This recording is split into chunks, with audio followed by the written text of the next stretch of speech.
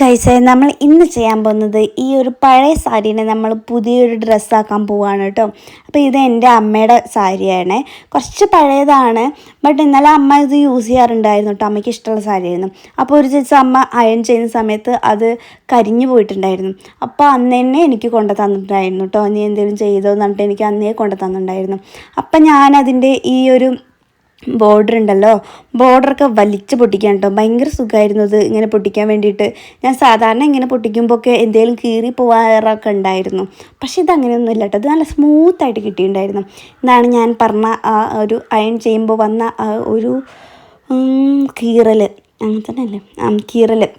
എന്നിട്ട് ഞാൻ ഉദ്ദേശിക്കുന്നത് ഒരു സ്കേർട്ട്, ആദ്യം ഞാനൊരു സ്കേർട്ട് തന്നെ, ആദ്യം രണ്ടാമതൊക്കെ സ്കേർട്ടാണ് വിചാരിച്ച്.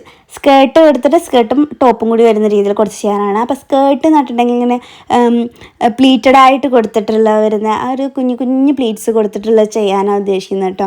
അപ്പോൾ അതിന് വേണ്ടിയിട്ട് ഞാൻ ഇതിൻ്റെ ആകാത്ത സ്ഥലങ്ങളൊക്കെ ഞാൻ കട്ട് ചെയ്ത് കളഞ്ഞിട്ടുണ്ട്. എന്നിട്ട് സ്കേർട്ടിൻ്റെ സംഭവം ബാൻഡില്ലേ, വേസ്റ്റ് ബാൻഡ്, അത് കട്ട് ചെയ്യാൻ പോവാണ്. എൻ്റെ വേസ്റ്റ് എന്ന് പറഞ്ഞിട്ടുണ്ടെങ്കിൽ 27 ആണ്. അപ്പം നമ്മളത് 4 വെച്ച് ഹരിക്കുന്ന സമയത്ത് നമുക്ക് എത്ര കിട്ടുക? 6.5. അപ്പം ഞാൻ കറക്റ്റ് മാർക്ക് ചെയ്തിട്ടുണ്ട്. എന്നിട്ട് എൻ്റെ ബാൻഡിൻ്റെ വിടുത്ത് എന്ന് പറഞ്ഞിട്ടുണ്ടെങ്കിൽ ഫ്രണ്ടിൽ എനിക്ക് ഒരു 3 ഇഞ്ച് ലെങ്ത്തിലൊക്കെ മതി. സൈഡിലാണ് ഞാൻ കുറച്ച് ലെങ്ത്തിലേക്ക് ഉദ്ദേശിക്കുന്നത്. അതാകുമ്പോൾ ഹിപ്പിൻ്റെ ആ സൈഡിൽ നോക്കുന്ന സമയത്ത് കുറച്ച് ലെങ്ത്തിൽ വരുന്ന രീതിയിൽ കിടന്നോട്ടെ വിചാരിച്ചിട്ട്. അപ്പം ഞാൻ സൈഡിൽ ഒരു 8 ഇഞ്ചൊക്കെ കൊടുക്കുന്നുണ്ട് കേട്ടോ. ഇതുണ്ടോ, ഒരു 8 ഇഞ്ച് വരെയൊക്കെ കൊടുക്കുന്നുണ്ട്. ഈ ഒരു പോർഷനിൽ ഞാൻ എൻ്റെ ഹിപ്പിൻ്റെ ആ ഒരു വിടുത്തിനനുസരിച്ചിട്ടാണ് കേട്ടോ ഇവിടെ ഈ മെഷർമെൻ്റ് എടുത്തിട്ടുള്ളത്. അങ്ങനെ 8 ഇഞ്ച് കൊടുത്തിട്ട് ഞാനൊരു കേർവ്ഡായിട്ട് വരുന്ന രീതിയിൽ, ഒരു ഷേപ്പിലൊക്കെ വരുന്ന രീതിയിലാണ് ഞാൻ ഉദ്ദേശിക്കുന്നത്. അടിച്ചു വരുമ്പോൾ അറിയാം എന്തായിരിക്കും എന്നൊക്കെ. അങ്ങനെ കൊടുത്തിട്ട് ഞാൻ സീം അലവൻസും കൂടി എക്സ്ട്രാ മാർക്ക് ചെയ്തിട്ട് ഫുള്ളായിട്ട് കട്ട് ചെയ്തെടുത്തിട്ടുണ്ട്. ഇതാണ് നമ്മുടെ വേസ്റ്റ് ബാൻഡ് എന്ന് പറഞ്ഞിട്ടുള്ളത്. ഇനി ഈ ബാൻഡിലാണ് നമ്മൾ എന്ത് ചെയ്യുന്നത്, ആ ക്ലോത്ത് അറ്റാച്ച് ചെയ്യുന്നത്. അതായത് ഫ്രിൽസായിട്ട് കൊടുക്കണമെന്ന് പറഞ്ഞില്ലേ, പ്ലീറ്റ്സായിട്ട് വരുന്ന രീതിയിൽ അത് കൊടുക്കുന്നത് നമ്മൾ ഈ ഒരു ബാൻഡിലാണ്. ഇത് ഞാൻ 4 പീസ് കട്ട് ചെയ്തിട്ടുണ്ട് കേട്ടോ. അതായത് ഫ്രണ്ടിലേക്ക് 2 എന്ന രീതിയിലാണ് ഞാൻ കട്ട് ചെയ്തിട്ടുള്ളത്. അപ്പം അത് എന്തിനാണ് അങ്ങനെ ചെയ്യുന്നത് വെച്ചാൽ, ഈ രീതിയിൽ നമ്മളതിൻ്റെ ഫ്രണ്ടിലല്ല, താഴെയും മുകളിലും നമ്മൾ ഇതുപോലെ ഒരൊറ്റ സ്റ്റിച്ച് ചെയ്തെടുക്കണം.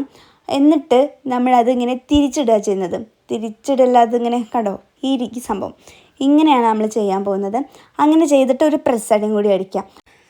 അങ്ങനെ ചെയ്യുമ്പോഴുള്ള ബെനിഫിറ്റ് എന്താ വെച്ചിട്ടുണ്ടെങ്കിൽ, ഇങ്ങനത്തെ മെറ്റീരിയലൊക്കെ പെട്ടെന്ന് ഇങ്ങനെ ഊർന്ന് വരാനുള്ള ചാൻസ് കൂടുതലാണ്. ഇപ്പോൾ നമ്മൾ ലൈനിങ് കൊടുക്കുകയാണെന്നുണ്ടെങ്കിലും ഇങ്ങനെ നൂലിങ്ങനെ ഊർന്ന് വരാനുള്ളൊരു ചാൻസ് ഉണ്ട്. അപ്പോൾ ഇങ്ങനെ അടിക്കുന്ന സമയത്ത് നമുക്ക് 2 സൈഡ് നോക്കുമ്പോഴും ഭയങ്കര നീറ്റായിരിക്കും. അങ്ങനെ നൂലൊന്നും അങ്ങനെ പെട്ടെന്ന് പോരില്ല. എന്നിട്ട് പ്ലസ് നിങ്ങൾക്ക് വേണമെങ്കിൽ ഒരു ലൈനിങ് കൂടി ആഡ് ചെയ്യണമെന്നുണ്ടെങ്കിൽ അങ്ങനെയും കൊടുത്ത് ചെയ്യാം കേട്ടോ. ഇങ്ങനെ ചെയ്താലും ഒന്നും കൂടി നല്ലതായിരിക്കും. പിന്നെ വേറൊരു കാര്യം എന്താ വെച്ചാൽ, എൻ്റെ അടുത്ത് സെയിം ലൈനിങ് ഇല്ലായിരുന്നു. എൻ്റെ അടുത്ത് ആകെ ഒരു വയലറ്റോ അങ്ങനെ എന്തോ ഒരു കളറാണ് ഉള്ളത്. അപ്പം ഞാൻ വിചാരിച്ചു ഇങ്ങനെ ചെയ്തിട്ട് അതങ്ങ് കവറപ്പ് ചെയ്ത് എടുക്കാമെന്ന്.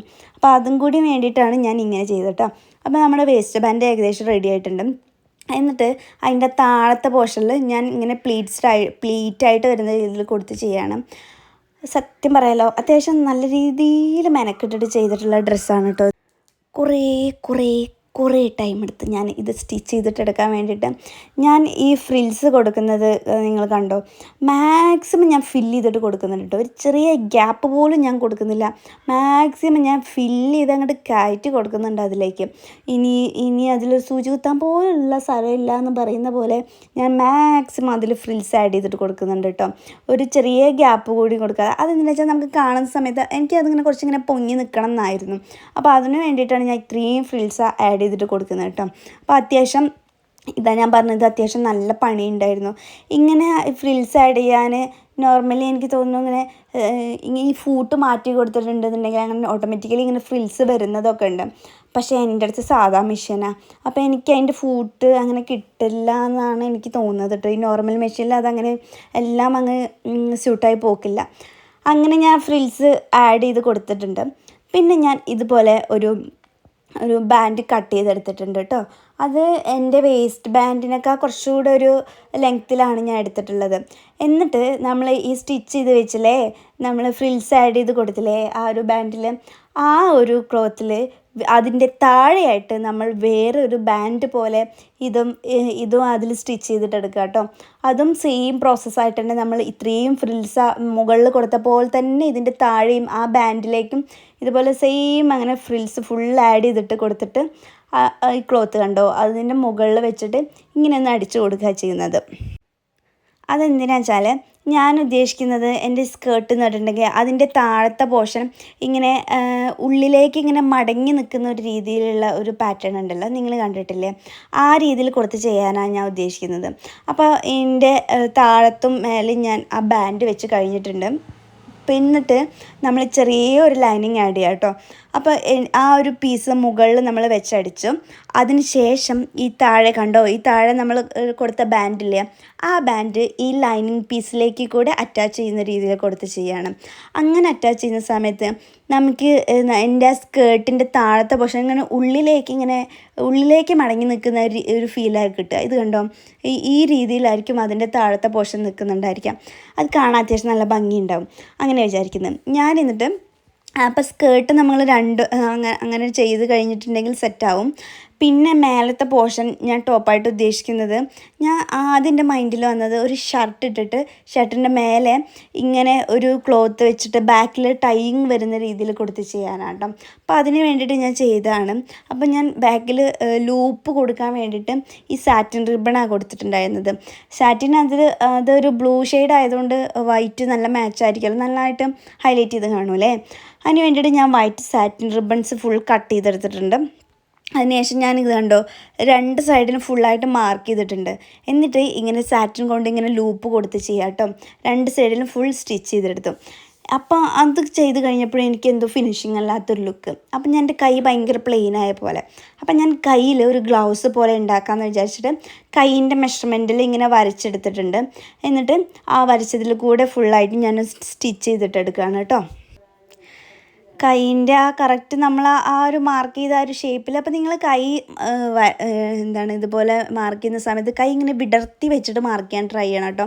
ഇതുണ്ടോ, ഇതായിരുന്നു ഞാൻ ഫസ്റ്റ് എൻ്റെ ഒരു ലുക്ക് വന്നിട്ടുണ്ടായിരുന്നത്. ഷർട്ട് ഇട്ടിട്ട് അതിൻ്റെ മേലെ കൊടുക്കുമ്പോൾ ഇതെനിക്ക് ഫസ്റ്റ് ഓക്കെ ആയി തോന്നി. പിന്നെയും ഞാൻ നോക്കിയപ്പോൾ അതെനിക്ക് ഇഷ്ടമായില്ല. അപ്പം ഞാൻ കുറച്ചും കൂടി ക്ലോത്ത് ബാക്കിയുണ്ട്. അപ്പം ഞാൻ അത് വെച്ചിട്ട് ഇതുപോലെ ചെറിയൊരു പെറ്റിക്കോട്ട് പോലെ രീതിയിലൊന്ന് അടിച്ചിട്ട് അത് നമ്മൾ സ്കേർട്ടിൽ കൊടുത്ത പോലെ തന്നെ പഫായിട്ട് വരുന്ന രീതിയിൽ സ്ലീവ് കൊടുത്തു. പിന്നെ ഞാൻ കൈ ഓൾറെഡി വെട്ടി വെച്ചിട്ടുണ്ടായിരുന്നില്ലേ, ആ വരച്ച കൈ ഞാൻ ഇതിലേക്ക് ഫിറ്റ് ചെയ്ത് കൊടുത്തു കേട്ടോ. ഇതാണ് എൻ്റെ ഫൈനൽ ലുക്ക്. എനിക്ക് ഈ ലുക്കാണ് സംഭവം സത്യം പറഞ്ഞാൽ ഇഷ്ടമായിട്ടുണ്ടായിരുന്നത്.